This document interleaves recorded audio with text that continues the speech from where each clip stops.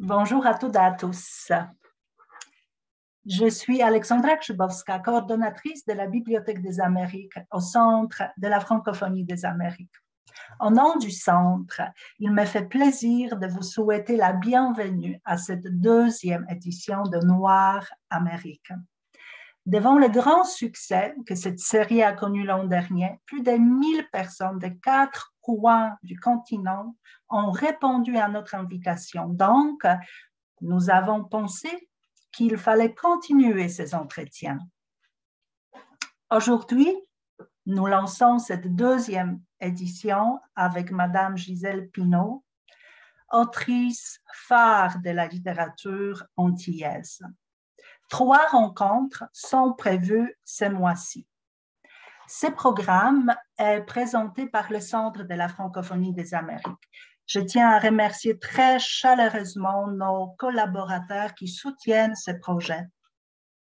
Alliance française de Chicago, Délégation générale du Québec à Chicago, American Association of Teachers of French et les éditions de Mémoire d'Encrier. Maintenant, quelques informations pratiques. La conversation sera de durée de 40 minutes et sera suivie d'une période de questions de 15 minutes. Vous pouvez également échanger entre vous et réagir dans la boîte de dialogue, dans le chat, tout au long de la présentation. Vous pouvez également adresser vos questions dans la boîte de dialogue. Je pourrai ensuite le poser à Madame Gisèle Pineau. Et également une remarque, je vous invite à sélectionner l'option écrire à tous les panélistes pour que tout le monde puisse prendre connaissance de vos questions et commentaires. Maintenant, j'invite M. Sylvain Lavoie, président, directeur général du Centre de la francophonie des Amériques, à prendre la parole. Merci Alexandra. Bonjour, bonsoir à tous et à toutes. Je suis très heureux d'être avec vous pour la première rencontre de cette deuxième édition de Noir Amérique. Je vous remercie sincèrement d'avoir répondu en si grand nombre à notre invitation. Nous sommes près de 600 inscriptions aujourd'hui. C'est extraordinaire. Quelle belle réussite. En ce début du mois de l'histoire des Noirs, la série Noir Amérique permet de découvrir des personnalités de grand talent. Nous aurons l'occasion inouïe d'entendre des autrices et auteurs engagés, des conversations franches, mais surtout des humains passionnés et animés par le désir de contribuer au plein développement de leur communauté, de leur francophonie. Cette série, rendue possible grâce notamment à la contribution du gouvernement du Québec, est aussi l'occasion de mettre de l'avant les valeurs de l'inclusion, du vivre ensemble et du dialogue. C'est un appel à la solidarité, à l'entraide. Je crois que la francophonie peut contribuer à bâtir des ponts entre les cultures et entre les individus. J'aspire ainsi à une francophonie plus forte, plus inclusive, riche de son patrimoine, de ses cultures, de sa diversité. Nous sommes 33 millions de francophones et francophiles sur notre continent. Ensemble, nous pouvons faire une différence. Ensemble, soyons la différence. Merci René d'avoir accepté d'être à nos côtés encore une fois cette année. C'est toujours un privilège de travailler avec toi. C'est un projet d'envergure et c'est un projet qui est nécessaire. Ce dialogue entre nous, il est important. Alors sur ce, bien, je vous souhaite une belle rencontre et une belle soirée. Merci beaucoup, Sylvain, pour ce mot de bienvenue. Maintenant, je voudrais présenter Rodney Saint-Éloi, qui est l'animateur de 3 rencontres de conversation littéraire dans le cadre Noir Amérique. Né à Haïti, Rodney Saint-Éloi a plusieurs cordes à son arc, essayiste, romancier, poète et éditeur. En 2003, il a fondé la maison d'édition Mémoire d'Encrier, la maison d'édition qui fait place importante aux autrices et auteurs d'origines différentes. Il est auteur de plus de 20 livres. Son livre le plus récent, coécrit avec Yara El-Gadban, intitulé « Les racistes n'ont jamais vu la mer », est finaliste au prix de libraire de 2022. Sans plus tarder, on est très nombreux, on est très fébriles et impatients. Rodney, je vous laisse la parole. Merci beaucoup. Merci à Alexandra, merci à Sylvain, merci au Centre de la francophonie des Amériques et un grand merci à notre amie Gisèle Pineau qui est là. Je suis très ému de voir que l'on arrive à convoquer Gisèle Pineau et qu'elle ait pu répondre présent et à notre appel. Gisèle Pineau, il y a des gens de partout. Là, je vois défiler sur les lieux. Je suis très étonné aussi de voir tellement de lieux, des gens de Guadeloupe, de Haïti, des gens de Los Angeles, des gens de Madrid, des gens, mais vraiment de partout, de Québec, de partout, du Brésil, et qui sont venus écouter Gisèle Pineau. Donc, Gisèle Pineau, une courte présentation, est une écrivaine guadeloupéenne. Gisèle Pineau est née à Paris. Gisèle Pineau, elle est, en fait, des fois, on croit que les auteurs, que les autrices n'existent pas. Moi, j'ai été éduqué comme ça. Dès qu'on parle d'un auteur, d'une autrice, c'est que c'est du siècle passé. C'est comme ça que j'ai été élevé comme ça, j'ai grandi dans la littérature.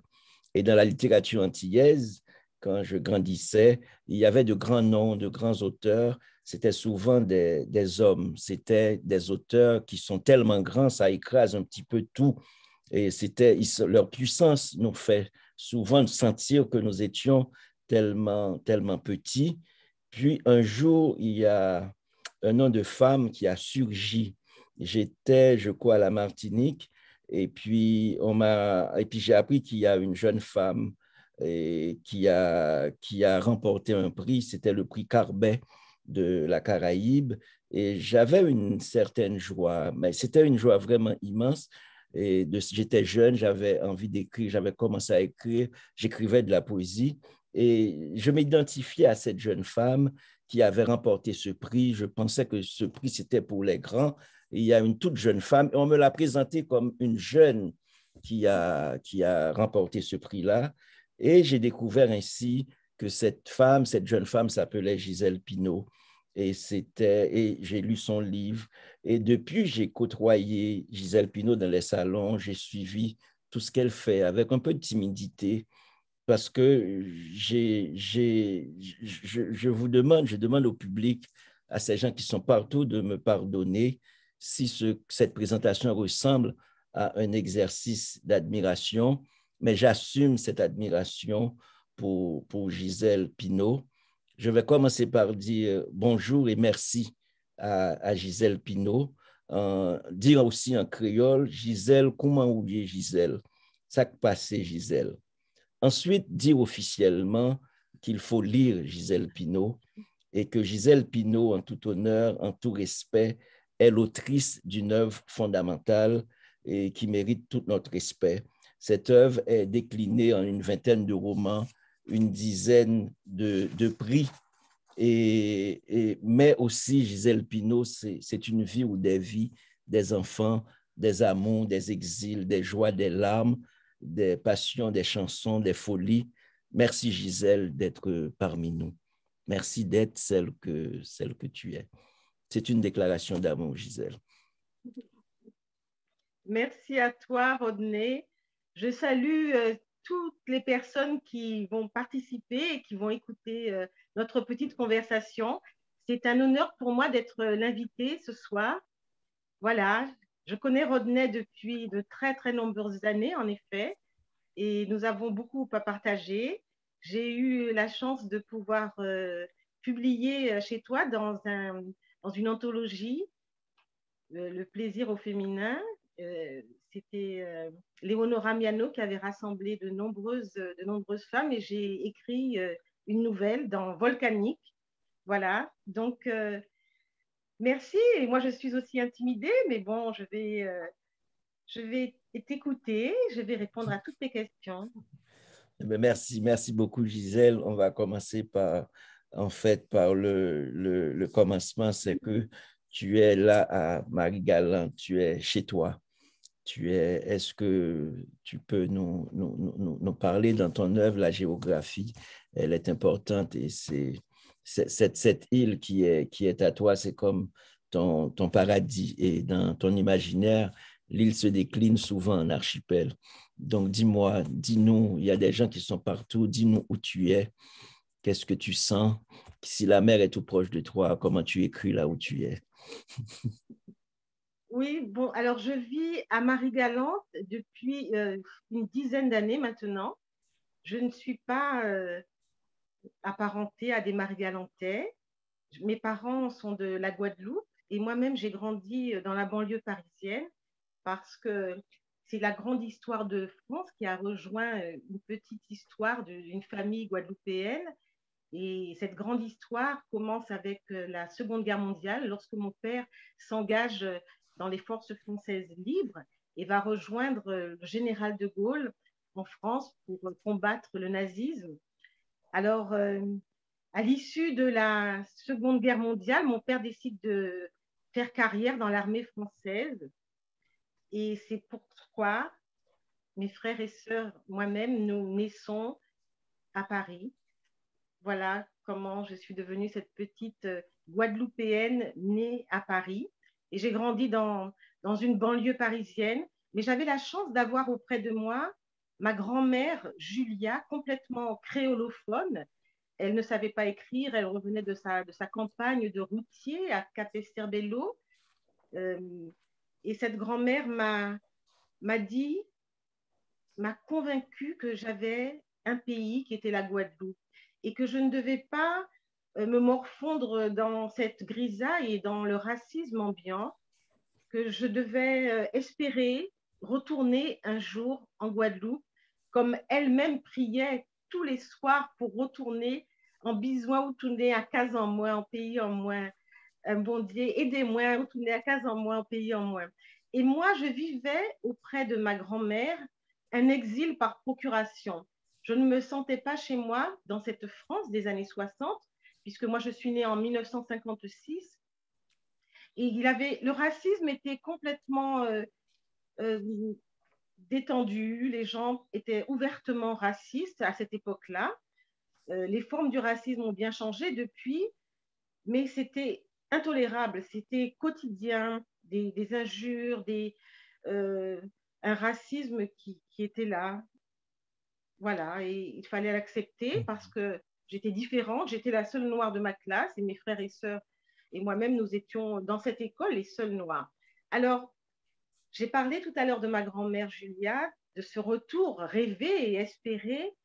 Et moi-même, je suis arrivée en Guadeloupe à l'âge de 14 ans. La Guadeloupe est une île qui m'a tout de suite fascinée, où je me suis sentie chez moi, même s'il y avait quand même une petite distance, parce que je ne maîtrisais pas la langue créole comme les enfants du pays. Je n'avais pas joué au même jeu que ces enfants-là. J'avais connu les 4 saisons de France et l'environnement, la nature, tout me fascinait. Et aujourd'hui encore, à 66 ans, je suis toujours émerveillée par cette nature qui est généreuse, par ses fruits, par l'abondance, par la beauté des paysages, par la couleur d'un ciel, par un coucher de soleil, par ces plages immenses. Et j'ai choisi de me retrancher à Marie-Galante parce que c'est une île qui correspond vraiment à l'idée fantasmée que j'ai de l'île, les dimensions. C'est une petite île, elle est toute ronde, on l'appelle la Galette et elle est au large de la Guadeloupe. Il faut 1 heure de bateau pour rejoindre l'île de Marie-Galante depuis la Guadeloupe. Cette petite île, elle est chaleureuse et elle m'a toujours rappelé ma grand-mère par cette bonté, par cette façon de m'envelopper, par cette façon qu'elle a eue de m'accueillir, de m'accepter telle que j'étais, dans cette simplicité. Et même si à Marie-Galante, les gens me reconnaissent dans la rue, me disent Madame Pinault, mais ils me laissent tranquille. Alors voilà, sur cette île, j'ai pu acheter un beau terrain et je l'ai planté en arbres fruitiers pour me souvenir encore de ma grand-mère et de son merveilleux jardin sur les hauteurs de Capesterre-Belle-Eau. Merci, merci de finir sur cette grand-mère, de nous envelopper dans cette parole-là que l'on retrouve dans vos livres, dans l'exil, selon Julia. Il y a quelque chose qui m'a beaucoup frappé et qui frappe aussi, c'est les lectrices et les lecteurs, c'est que Manya, dans vos livres, elle est toujours présente. Et c'est que vous êtes très généreuse avec sa voix. Moi, quand je te lis, Gisèle, je sens la voix de cette grand-mère et cette voix créole qui te dit de prier. Et souvent en créole, prier pour nous tourner en Guadeloupe. Et puis toi qui essaies, finalement, à plus de 70 ans, et tu essaies d'apprendre à lire à cette grand-mère, mais qui, finalement, a la tête dure, etc. Mais ce qui est beau, c'est qu'il y a une intelligence que nous, lettrés, et pensons que nous détenons. Et quand, dans le contact des choses réelles, nous voyons que nous sommes nettement impuissants et que l'analphabète, c'est nous, parce que cette grand-mère, quand elle te ramène en Guadeloupe, elle t'explique ce que c'est que les plantes, elle te donne les noms, et puis tu es ébloui devant cette grand-mère. Il y a une intelligence de cette grand-mère, un respect que je trouve, et puis toute la transmission, toutes les valeurs qu'elle te donne. C'est comme si pour moi, j'ai l'impression que toutes tes études, tout ce qui est comme université, la vraie université pour Gisèle Pineau, c'était cette femme qui ne savait pas lire. Je lis tes livres comme étant un hommage à cette femme-là. Elle a été pour moi comme un roc, surtout dans mon enfance. Et c'est une femme qui était là, qui s'occupait des enfants, puisqu'en fait, elle est arrivée dans cette banlieue parisienne et dans ce petit appartement avec nous, parce qu'elle était battue par son mari. Et mon père a voulu la sauver de la violence conjugale. Et à l'époque, on faisait la traversée sur des grands paquebots. La traversée durait 10 jours de la Guadeloupe à la France. Alors, il faut imaginer cette femme complètement désorientée dans cet petit appartement, alors qu'elle vivait dans sa case à la campagne, elle avait son jardin. Quand elle regardait autour d'elle, elle voyait des pelouses où aucun arbre ne portait de fruits. Elle ne comprenait pas le sens des 4 saisons de France, parce que elle avait l'impression, quand l'été arrivait, elle avait l'impression que voilà, le soleil est de retour, c'est fini, la froidure, comme elle disait, les gros manteaux, les grosses chaussures, les bas, les pulls. Et puis, elle se disait, voilà, on va planter, on va faire des choses, mais c'était complètement impossible dans cette banlieue.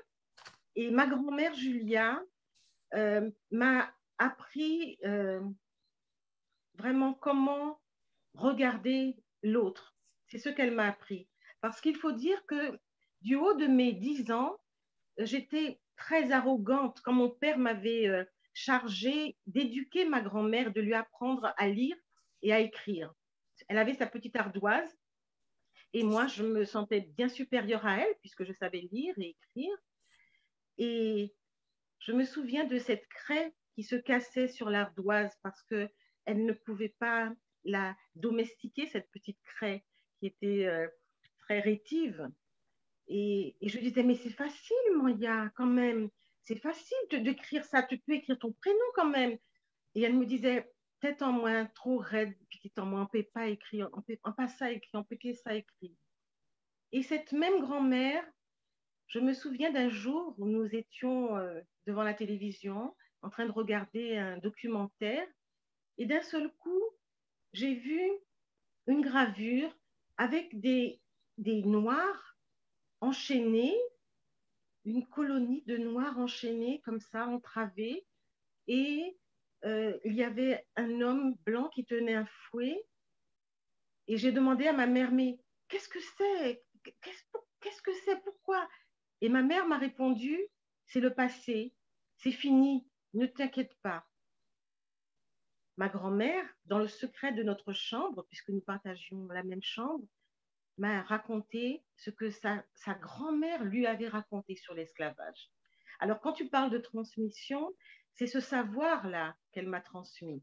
Et puis, voilà, mon arrogance a complètement disparu quand moi-même je suis arrivée en Guadeloupe et qu'à mon tour, je me suis retrouvée comme une analphabète, ne sachant pas lire et décrypter le paysage.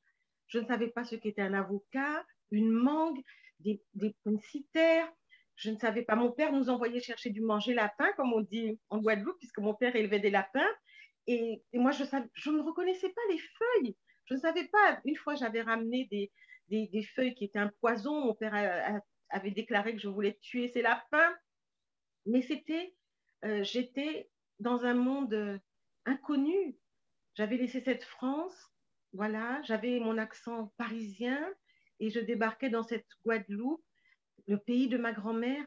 Et chaque jour, pendant les grandes vacances, je suis allée dans la case de Manya, de Julia, et elle m'a montré le jardin, les arbres, comment préparer du chocolat avec du cacao qu'il y avait dans son jardin. Elle faisait griller son café.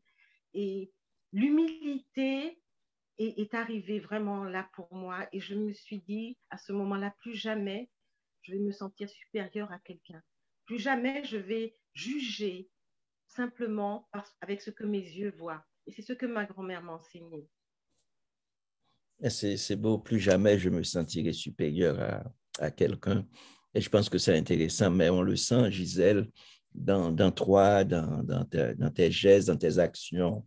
Cette humilité-là, ce mot, c'est pas simplement un mot, c'est une action c'est une action. Et grâce à cette grand-mère que tu as eue, qui t'a pétri de cette humilité-là, de cette très, très grande sagesse. Mais il y a vraiment, en fait, cette relation avec les femmes de ta famille, dans les personnages. D'ailleurs, tous tes romans, c'est comme racontent les mêmes histoires. C'est comme ta famille. Il y a une tante même qui s'appelle Gisèle, dont tu te sens très, très proche. Et je reste vraiment, je voudrais rester aussi avec ces personnages, ces gens qui ont marqué ton imaginaire, qui ont beaucoup, je pense tu parles beaucoup de faire humanité, faire solidarité, et j'aime beaucoup, parce que tu parles beaucoup aussi dans tout ce que tu dis de femmes d'auteurs que tu as découvert, surtout des auteurs, en fait, femmes, en fait, comme Toni Morrison. Tu parles beaucoup de Toni Morrison, et comme on est ici en Amérique, on est ici au mois de février, mois de l'histoire des Noirs, et qu'est-ce que tu peux nous dire? Comment, quand tu découvres Toni Morrison, tu disais que tu avais comme 28 ans, je pense, 28 ans, et que tu as découvert cette œuvre. Et ce que j'aime beaucoup en te lisant, tu parles des auteurs préférés. Au départ, c'était Zola, après tu cites Richard White, tu cites Jacques Roumet, et puis après est venu Toni Morrison. C'est comme si Toni Morrison s'est installé, et puis le chant de Salomon est entré en toi. Parlons-nous un petit peu, comme on est en Amérique, de Toni Morrison. Toni Morrison, pour moi, c'est comme ces chanteuses de jazz. Le son ne vient pas simplement de leur gorge, mais il vient du ventre. Et pour moi, Toni Morrison écrit avec ses tripes, écrit avec le dedans de son corps. Et ça a été vraiment un modèle pour moi. Ça a été d'un seul coup, j'ai dit, voilà comment il faut écrire la vie. Il faut entrer dans les profondeurs de son être et décortiquer toutes les émotions qui sont là. Parler des femmes, de leur vécu, des choses très simples et très banales apparemment.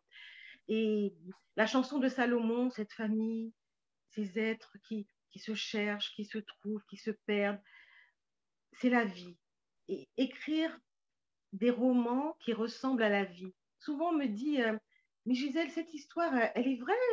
Je dis, je l'ai inventée, mais en même temps, c'est prétentieux de dire que je l'ai inventée parce que tout est inspiration pour moi dans l'écriture.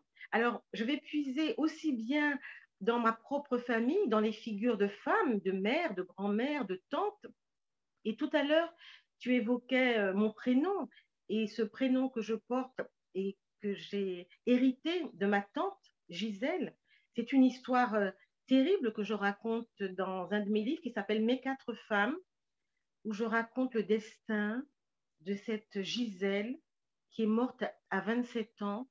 Et dans la légende familiale, on dit qu'elle est morte de chagrin. Alors c'est tout à fait romantique, une femme qui meurt de chagrin à 27 ans. Et je porte ce prénom. Et ma mère, en souvenir de ce prénom, de cette sœur, me donne ce prénom. Mais pour moi, c'était un poids énorme de douleur, parce qu'à chaque fois que les femmes de la famille se retrouvaient, elles pleuraient en parlant de Gisèle, elles se souvenaient de la beauté de Gisèle, de toutes ces espérances qui sont parties à l'âge de 27 ans.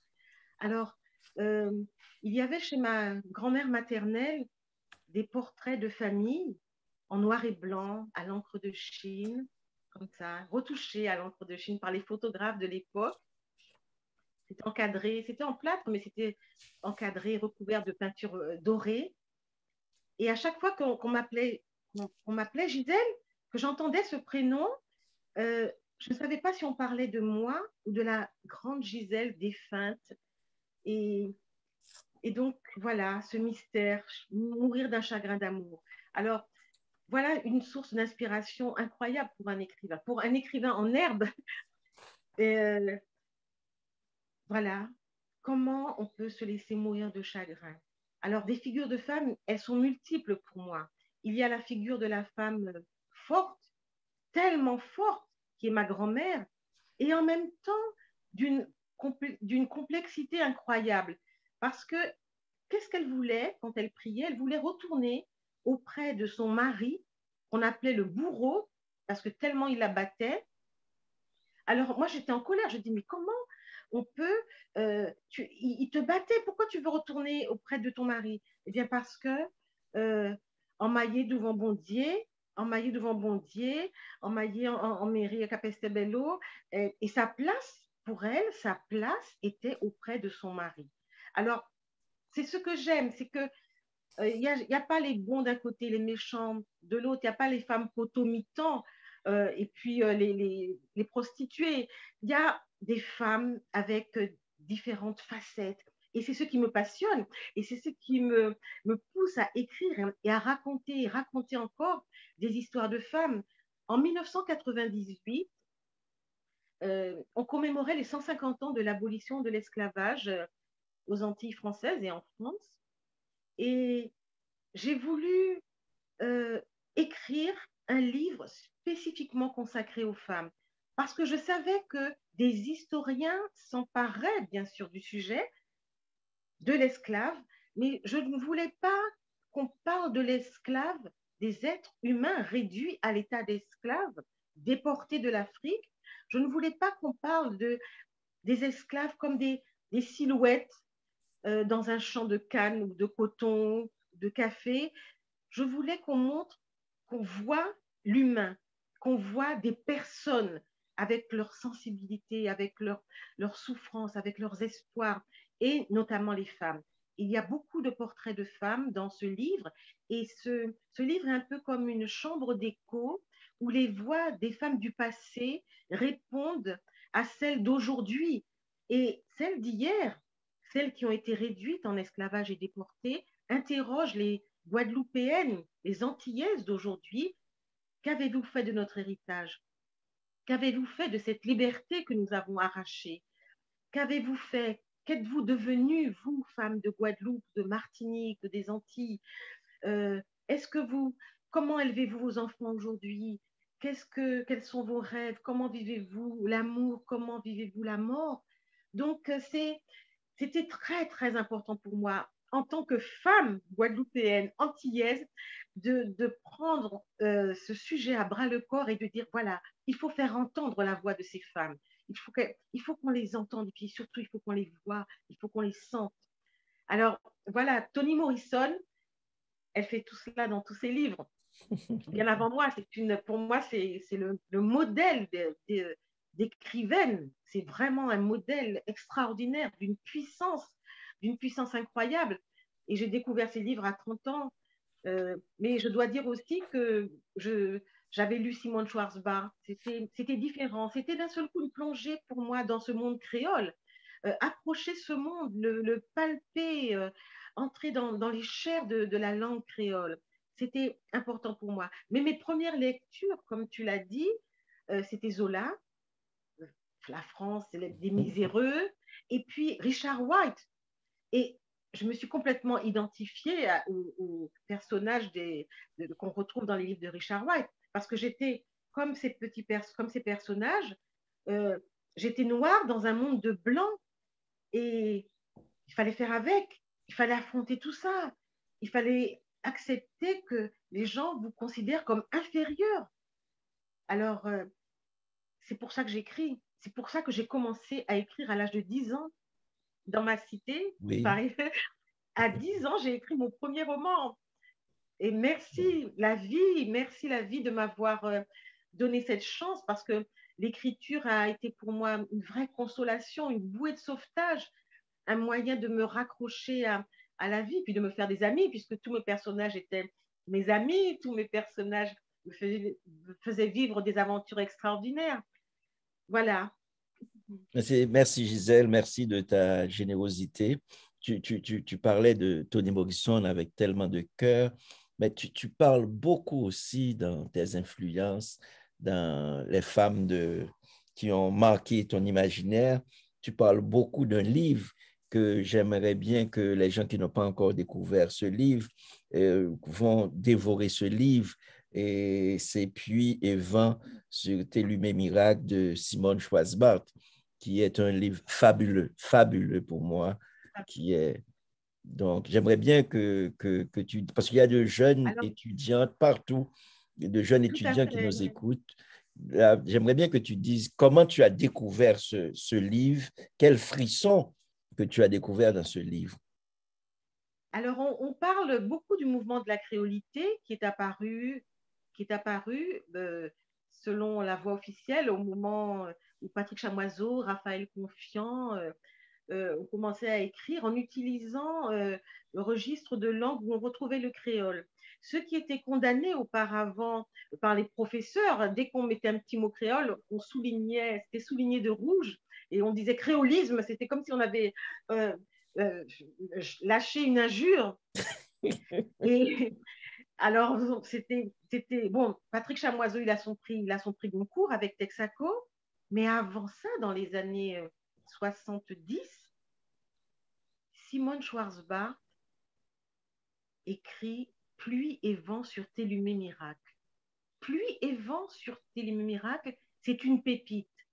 C'est une femme de la campagne qui raconte ses amours, ses désillusions, ses chagrins, et puis son petit bout de campagne vers Goyave, en Guadeloupe. C'est d'une beauté, c'est un livre qu'on peut ouvrir à n'importe quelle page, on tombe sur de la beauté pure. Et la langue est capable de faire cela. La langue a une puissance d'évocation incroyable. Et j'ai voyagé et je me suis souvenue du jardin de ma grand-mère, de cette campagne qui est à la fois généreuse et parfois menaçante, et de cette nature qui peut tout renverser, puisque nous vivons dans les Caraïbes, sous ces tropiques. On parle de paradis, mais ce sont des terres dangereuses où chaque année on attend le passage des cyclones. Et ce cyclone peut renverser votre case, peut vous tuer, peut détruire entièrement votre jardin. Et puis la terre tremble par chez nous. La terre tremble d'un seul coup, la terre s'ouvre. Alors, il y a tellement à dire. C'est un livre qui n'a pas vieilli, qui n'a pas pris une ride. C'est un livre où chaque mot est à déguster comme un bon fruit. Et je pense à la mangue, je pense à la pomme cannelle quand je lis Pluie et vent sur tes lignes miracles. Merci, merci. Donc, on va tous, pour ceux et celles qui n'ont pas encore lu ce livre, je vous le recommande personnellement. Gisèle a parlé d'un livre magnifique écrit avec et Marie Abraham, c'est ce livre sur les femmes, qui est un livre vraiment magnifique et dans sa conception et dans sa réalisation. Et Femmes des Antilles, tracez voie 100 ans après l'abolition de l'esclavage. C'est vraiment un livre que je pense fondamental. Et Gisèle a parlé de l'exil selon Julia. Il y a il y a ton livre aussi que j'aime beaucoup, Gisèle, un autre de tes livres, qui est Cher Piment. C'est un magnifique, vraiment un magnifique livre. C'est un livre d'une sensualité qui est extraordinaire. L'humilité de Gisèle n'empêche pas la sensualité et même la sexualité. J'ai découvert en fait quelque chose de très intéressant, comme dans Volcanique dont on parlait tantôt. C'est comme si le plaisir féminin était quelque chose d'interdit. C'est comme si la femme ne pouvait pas parler du désir. La femme noire ne pouvait pas parler. Il y avait des sujets, on pouvait parler de tout ce dont on était victime, mais on ne pouvait pas parler de jouissance, on ne pouvait pas parler de la joie. Et ce que je trouve révolutionnaire dans ce livre, laisse-moi lire un petit bout que je fais souvent ça avec tes livres, Gisèle, je prends une page, comme ça j'ouvre, et avant-hier, je t'ai parlé, tu étais à Cotonou, et puis j'avais le livre avec moi, je l'ai ouvert, c'était à la page 100, je pense qu'à la page 128, et puis je lis, Mina avait dit non à toutes les propositions de Victor. OK? Et non au café, non au thé, non au déjeuner, non au dîner, non au banc de pierre du parc de la cité sur lequel ils auraient pu aller s'asseoir pour parler en amis. J'ai trouvé ça sublime, cette espèce de, cette Myrna-là qui pouvait dire, c'est comme si c'était d'une grande dignité, le fait de pouvoir se donner à Victor, mais en même temps de pouvoir dire non. Et ça, j'ai trouvé ça vraiment sublime et je me suis mis à le relire. Est-ce que tu peux nous parler de Cher Piment? Alors, oui, sans trop dévoiler, mais je vais, dans Cher Piment, effectivement, la sexualité est vraiment mise en avant parce que est-ce que Mina est victime d'une malédiction? C'est ce que sous-tend aussi ce sujet. Parce qu'il y a sa sœur qui est morte dans un incendie, il y a de la sorcellerie à côté, il y a une femme jalouse qui aimait son père, on ne sait pas pourquoi. Alors, Mina voit apparaître le fantôme de sa sœur brûlée, comme ça, même quand elle quitte la Guadeloupe. Elle est dans son appartement à Paris, elle voit sa sœur et elle se jette sur les hommes. Elle passe d'homme en homme et elle s'ouvre aux hommes. Elle veut être possédée par les hommes, elle veut être prise par les hommes, elle veut sentir cette douleur, elle veut sentir son corps vibrer sous le poids d'un homme. C'est ma liberté d'écrire. C'est ma liberté d'autrice d'écrire ce que je veux sans me censurer. Je ne me censure pas. Je ne dis pas ça, c'est politiquement correct. Ça se fait attention. Je suis dans une liberté totale. Et c'est le lieu, le seul lieu où je peux être vraiment moi-même avec tous mes rêves, avec tous mes délires, avec mes fantasmes. Je peux écrire ce que je veux. C'est mon champ, c'est mon territoire. Et c'est ça, je suis jalouse de cette liberté-là. Je ne veux pas écrire pour faire du beau ou pour faire du créole parce que c'est à la mode. Je veux écrire avec authenticité. Je veux sentir que je ne me mens pas moi-même. L'écran de mon ordinateur, c'est comme un miroir. Je me regarde, je ne peux pas dire tu fais semblant d'écrire un peu en créole parce que ça marche auprès d'un lectorat français. Comme ça, c'est un peu exotique. Pas du tout, je ne suis pas dans la complaisance. J'écris avec ce que je ressens, avec ma folie et avec mes névroses. J'écris et je veux donner réellement le plus beau, parce que je cherche la beauté aussi dans l'écriture, la beauté des mots, la puissance des mots, l'épaisseur des mots, et montrer mes personnages comme ça, pas simplement de jour bien habillés, mais aussi dans leur lit. Et puis la vie, c'est ça aussi. On n'est pas simplement des personnages voilà, qui sont un peu transparents. Il faut montrer, en tant qu'auteur, hein, en tant qu'autrice, je veux vraiment montrer toutes les facettes de mes personnages, entrer dans leur tête, qu'est-ce qu'ils pensent, qu'est-ce qu'ils vivent, qu'est-ce qui se cache derrière les masques aussi, des apparences. Parce que nous, en société, on est toujours avec un masque, on a une posture, on doit être bien, voilà, on doit être quelqu'un d'autre souvent, sur son lieu de travail, en famille, dans sa famille, pour la société. Mais ce qui m'intéresse, c'est aller plus loin, enlever les voiles, être à l'intérieur même des humains avec toutes leurs douleurs, avec leurs failles, avec les hauts et les bas. Ça me passionne. Alors, pour moi, j'ai été infirmière en psychiatrie pendant 37 ans et c'est un métier que je n'avais pas choisi au départ parce que je voulais être professeur de français. Pour moi, c'était un peu la solution de facilité parce que comme j'aimais lire, écrire, voilà, je vais devenir professeur de français. Mais quand je suis arrivée à l'université, on m'a parlé du latin et je n'avais pas envie d'aller apprendre le latin euh, à l'université. Et donc, cette voix est apparue devant moi. Je le raconte d'ailleurs dans un de mes livres qui s'appelle Folie aller simple, où je raconte ma vie d'infirmière en psychiatrie, un métier que je menais parallèlement à ma carrière d'écrivaine, puisque j'ai toujours écrit depuis mes 10 ans. Et je suis à la retraite depuis 2013. Et voilà, j'ai toujours écrit. Toute ma vie, j'ai écrit. Je ne fais que ça, écrire. Et élever mes enfants aussi, tu me l'as dit. Et alors, c'est une joie. J'ai beaucoup de gratitude pour la vie qui m'a. Je ne suis pas d'une famille d'intellectuels. Hein. Mon père était militaire, ma mère femme au foyer. Mais j'ai beaucoup vraiment de gratitude pour la vie, pour ces livres, tous ces livres qui m'ont fait voyager parce que j'étais une très grande lectrice, tous ces livres euh, euh, voilà, qu'il y a encore à lire, hein, parce qu'il y en a des livres. Et puis tous ces livres qui sont à venir, je l'espère, que je pourrai écrire encore, parce que il y a tellement d'histoires à raconter.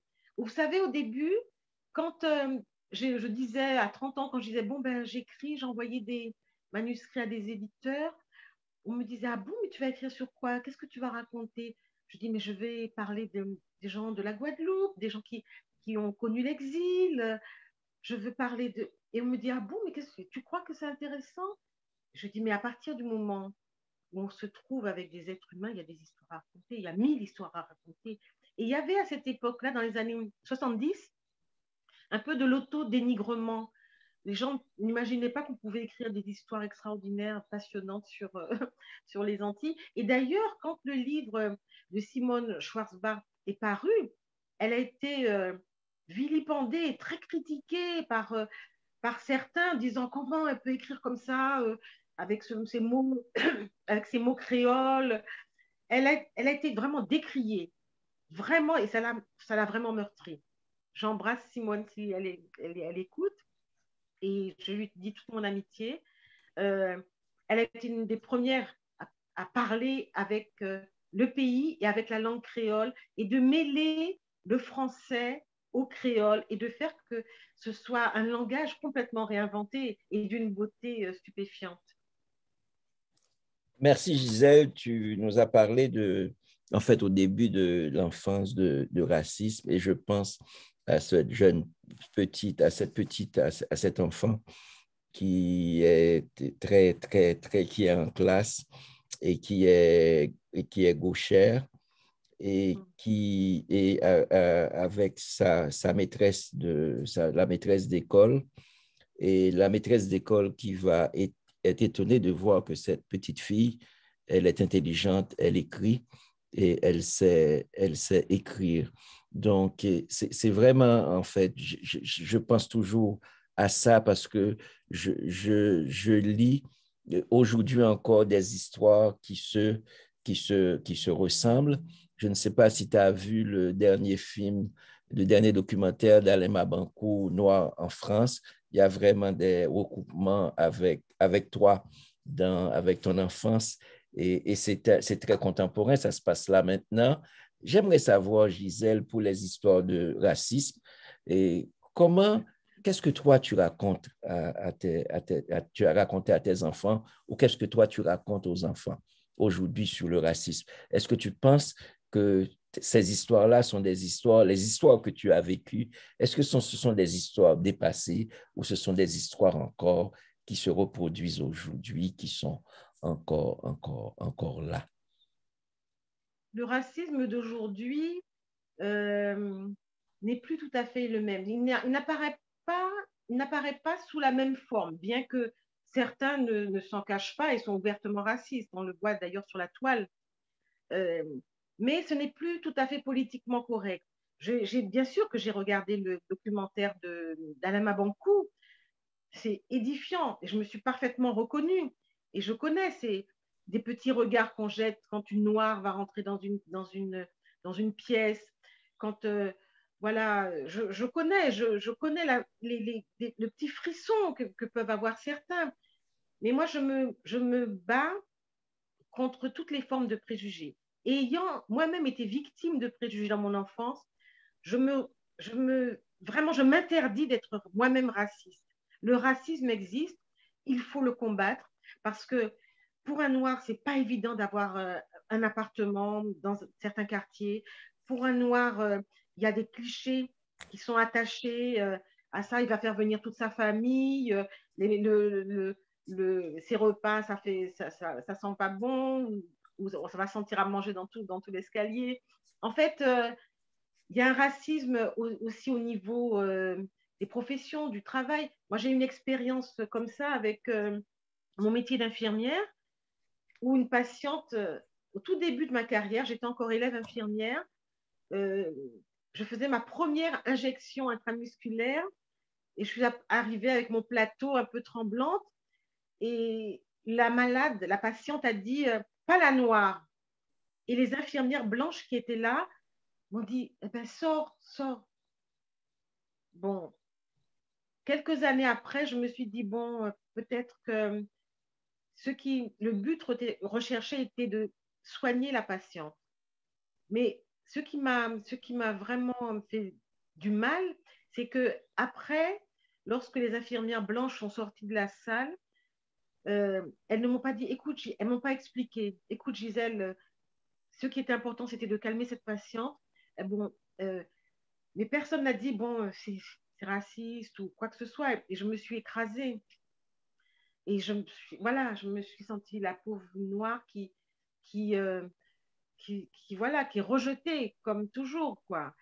Et qui est mise de côté ou qu'on regarde un peu de haut, avec méfiance. Alors, il y a beaucoup d'expériences comme ça, et je sais que c'est encore tout à fait actuel, parce que c'est l'humain qui craint la différence. Et, et je parle, tu sais, je voudrais parler d'un de mes livres, si j'ai le temps encore. Je Oui, voudrais parler d'un de mes livres qui s'appelle Les voyages de Méry Cizal, où je raconte l'histoire d'une jeune femme haïtienne qui haïtienne, débarque en Guadeloupe euh, après le séisme après le de séisme, c'est ça. janvier 2010. Je ne savais pas, juste après le séisme, j'ai été énormément sollicitée, comme toi-même, par de nombreux amis écrivains qui nous disaient écris une nouvelle, on va faire une anthologie pour parler d'Haïti. Et il m'a fallu 5 ans pour digérer cette violence, cet accablement qui me touchait énormément et ce sentiment d'impuissance. Alors, et puis j'ai dit, voilà, je vais écrire l'histoire d'une jeune haïtienne en Guadeloupe. Parce qu'il y a des préjugés, parce qu'il y a de la xénophobie vis-à-vis des Haïtiens, parce qu'on reproduit ce dont nous-mêmes nous avons été victimes. Et il n'y a pas de fraternité, il n'y a pas un sentiment de fraternité, de dire peut-être que, ou de parenté même, peut-être que nos ancêtres étaient, je reviens de Cotonou, du Bénin, et voilà, le vaudou est tellement présent là-bas, et les danses, dans les danses, j'ai reconnu des gens de Marie-Galante peut-être. Alors, il n'y a pas cette solidarité, cette fraternité, cette amitié. Il y a beaucoup de défiance et même du mépris dans la bouche de certains de compatriotes, de certains Guadeloupéens. Il y a du mépris, une peut-être condescendance vis-à-vis des Haïtiens. Et moi, je ne veux pas tomber dans ça. Je ne peux pas, je ne supporte pas, en tout cas. Et j'ai écrit Les Voyages de Mary Cizal parce que j'écris toujours sur l'exil. J'écris toujours des histoires où les gens quittent un monde connu et vont débarquer quelque part. Et comment vont-ils s'adapter? Quels bagages vont-ils emmener avec eux? Comment vont-ils être accueillis?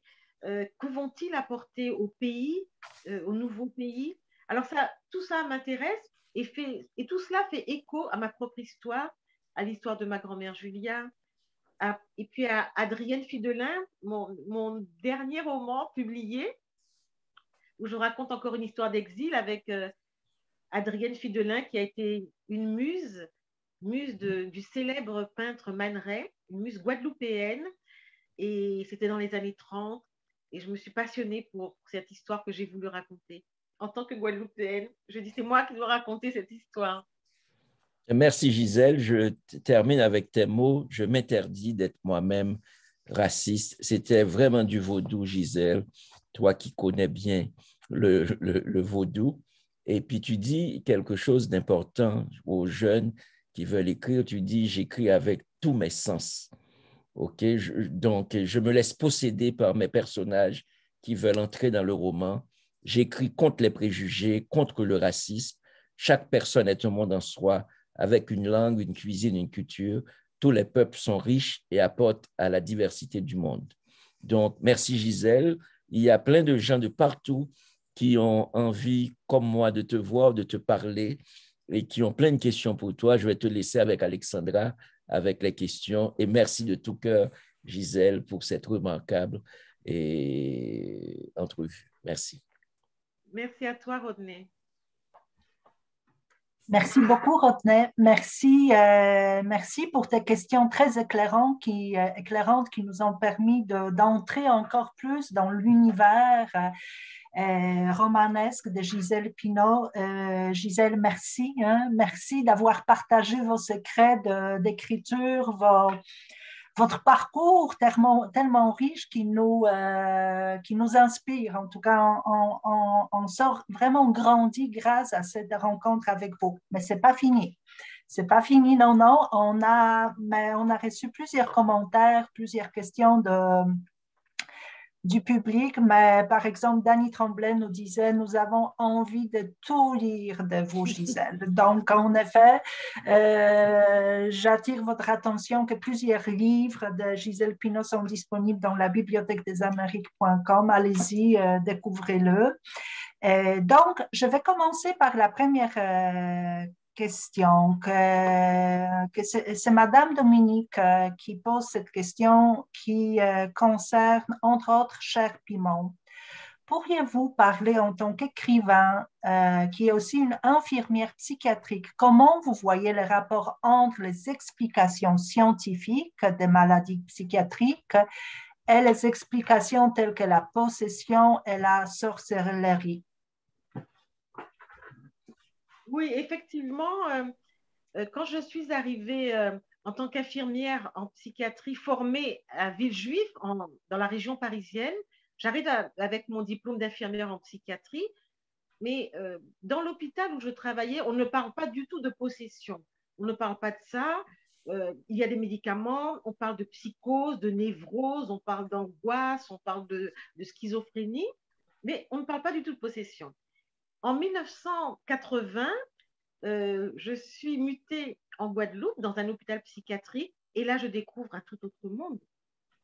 Je découvre des patients et leurs familles qui disent qu'on leur a jeté un sort, que c'est de la sorcellerie.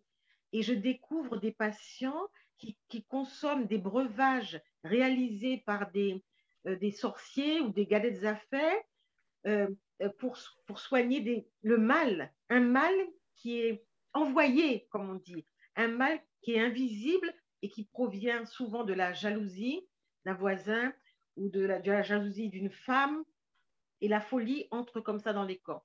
Alors, c'était intéressant pour moi de parler de la maladie mentale, et en même temps, on ne sait pas tout. On ne sait pas tout. on ne maîtrise pas tout. D'où est-ce que ça peut venir, la, la maladie mentale? D'un seul coup, quelqu'un qui tombe dans une dépression. Alors, il y a de nombreuses interprétations. Et je connaissais une jeune femme, quand je travaillais à l'hôpital psychiatrique de Saint-Claude, en Guadeloupe. J'ai travaillé pendant 20 ans. Et cette jeune femme, elle avait fait de grandes études de droit et elle avait des difficultés conjugales.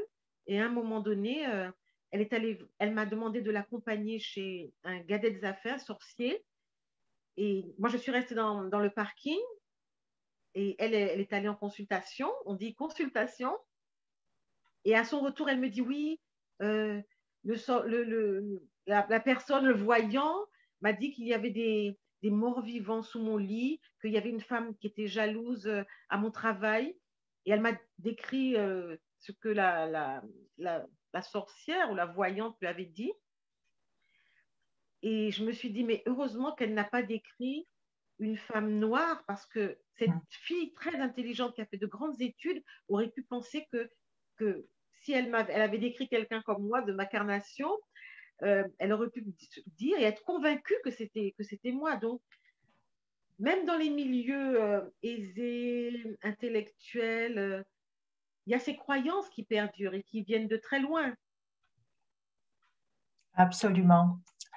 Nous avons reçu trois, je pense, commentaires concernant votre roman intitulé Un papillon dans la cité. Donc, je vais prendre quelques questions. Donc, j'ai une question de la part de Denise Mahon qui dit: J'enseigne le français avec un papillon dans la cité. Madame Pinault, pourriez-vous parler un peu de votre littérature pour le jeune? C'est pas fini, Gisèle, je continue. De Jade Parker qui dit: C'est un plaisir de vous entendre, Madame Pinault. Je suis en France et je dois dormir. D'abord, je vais vous dire que je fais une traduction de votre roman Un papillon dans la cité pour mon devoir à l'université de Michigan.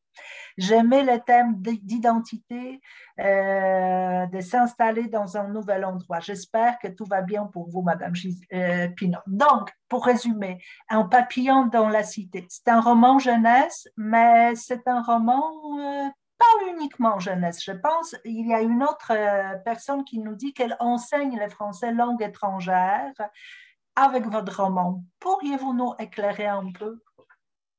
Oui, très bien. Alors, je dois rendre hommage à une écrivaine guadeloupéenne qui s'appelle Maryse Condé, qui est bien connue aux États-Unis pour ses prix, pour son travail d'universitaire. Alors, dans les années 80, pour faire très court, dans les années 80, je participe à un concours de nouvelles organisé en Guadeloupe et je reçois le premier prix. Alors, je fais la connaissance à cette occasion de Maryse Condé et de Simone Schwarzbach. Et un jour, Maryse Condé me dit: Ah, il y a un jeune éditeur qui cherche des romans jeunesse de la Caraïbe et de l'Afrique. Est-ce que tu serais capable d'écrire un roman jeunesse? Je n'avais jamais pensé à écrire un roman jeunesse. Moi, j'avais toujours envie d'écrire de gros romans qui parlent de fratrie, de famille. Et donc, eh bien, je me dis: Oui, bien sûr, j'aime les challenges. Alors, j'ai commencé à écrire l'histoire de Félicie. Et bien sûr, je lui ai donné le prénom de ma grand-mère, Julia. Sa grand-mère, elle vit avec sa grand-mère, Julia, en Guadeloupe. Et puis, elle a 10 ans et une lettre arrive de France et c'est sa mère qui lui dit: Maintenant, tu vas me rejoindre en France. Et Félicie va découvrir le monde de la cité, les immeubles gris, les 4 saisons. En fait, ce n'est pas mon histoire. C'est un peu mon histoire à l'envers. Mais c'est toujours le même sujet, toujours le même thème de aller et venir. Ça me passionne. Qu'est-ce qu'on quitte? Parce que Félicie, dans Un papillon dans la cité, va quitter des amis. Mais elle va arriver en France, et même si elle est un peu dans le chagrin d'avoir quitté son île et sa grand-mère, personne, elle va se faire des amis. Et elle va aider, c'est quelqu'un qui aide aussi beaucoup. Elle va aider son ami qui est un peu délinquant. Donc, c'est des histoires d'amitié, au-delà des couleurs de peau, au-delà des barrières culturelles, au-delà de tout, c'est des histoires d'amitié. C'est très important pour moi. L'amitié, la fraternité, la solidarité, même avec des enfants. Et dans Un papillon dans la cité, je crois qu'il y a toutes ces valeurs-là, et plus l'expérience de l'exil. Et dans beaucoup de mes romans, les personnages quittent un endroit, arrivent quelque part. Et est-ce qu'ils vont changer aussi avec cette arrivée? Comment vont-ils revenir dans leur pays d'origine?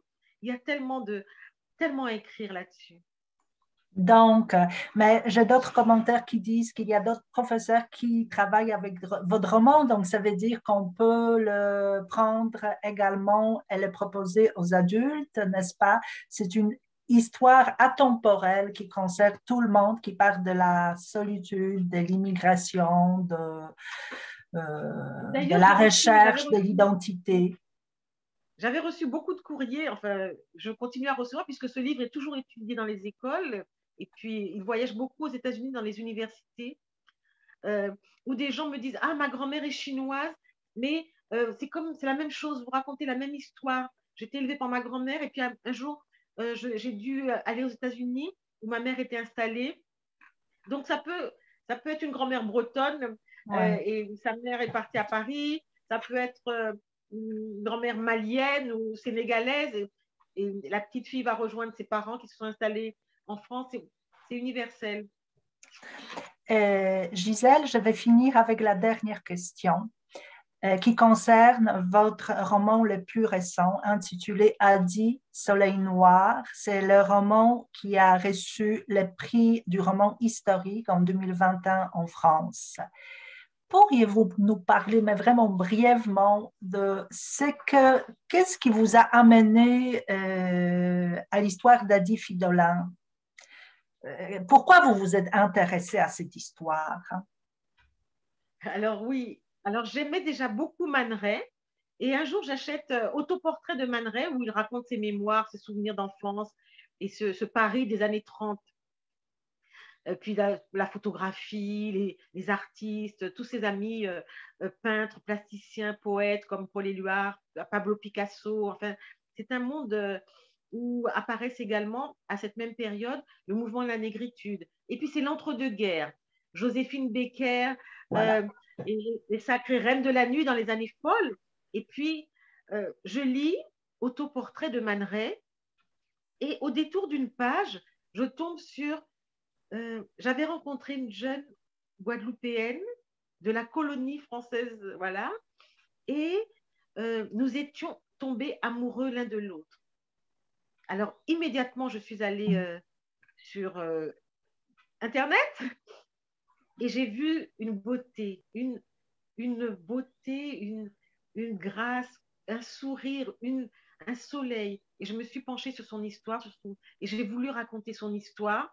Et j'ai découvert très vite, grâce aux arbres généalogiques qu'on retrouve sur Internet, que sa mère était morte pendant le passage du cyclone de 1928 qui avait ravagé la Guadeloupe. Son père meurt 2 ans plus tard. Donc, elle arrive à 15 ans à Paris et elle va vivre aux côtés des surréalistes pendant tout l'entre-deux-guerres. Et j'ai commencé à relire le livre de Man Ray et surligner tous les passages où il parle d'Adrienne Fridolin. Voilà. Et puis des photos. N'importe qui peut aller sur Internet, taper Adrienne Fridolin. Il y a des centaines de photos qui racontent leur histoire. Mais qui racontent leurs histoires comme l'histoire du surréalisme de l'époque des années folles à Paris, n'est-ce pas? Donc, vous faites ce beau mariage entre les deux cultures différentes. Merci beaucoup. Merci pour cette belle échange, Gisèle. Rodney, merci pour tes questions. Malheureusement, il faut qu'on termine. C'est la fin de notre première rencontre en ligne avec Gisèle Pineau dans le programme Noir Amérique. Je vous invite chaleureusement de découvrir le catalogue de la Bibliothèque des Amériques. Plusieurs romans et nouvelles de Gisèle Pineau sont à votre disposition. Je vous remercie au nom du Centre de la francophonie des Amériques de votre présence. Je vous invite également à remplir un court questionnaire qui apparaîtra dans votre navigateur lorsque la conversation sera terminée. Le Centre de la francophonie des Amériques organise plusieurs activités, concours qui sont gratuits et qui pourront vous intéresser. Je vous encourage à devenir membre. L'adhésion est gratuite. Vous pouvez vous inscrire à l'infolettre du centre pour être tenu de toutes nos activités. D'ailleurs, un courriel vous sera envoyé dans le jour qui viennent. L'adresse à retenir, c'est francophoniedésamériques.com. Je remercie encore une fois nos invités, Madame Gisèle Pineau, Monsieur Rodney Saint-Éloi, et je vous lance déjà l'invitation pour la semaine prochaine, mercredi 9 février, 18h, heure normale de l'Est. Et ce sera la rencontre avec Blaise Ndala, auteur d'origine congolaise qui habite depuis de longues années en Ontario, qui va parler entre autres de son plus récent roman Dans le ventre du Congo, le roman primé en 2021. Merci beaucoup. À la prochaine. Portez-vous bien. Merci. Merci à tous.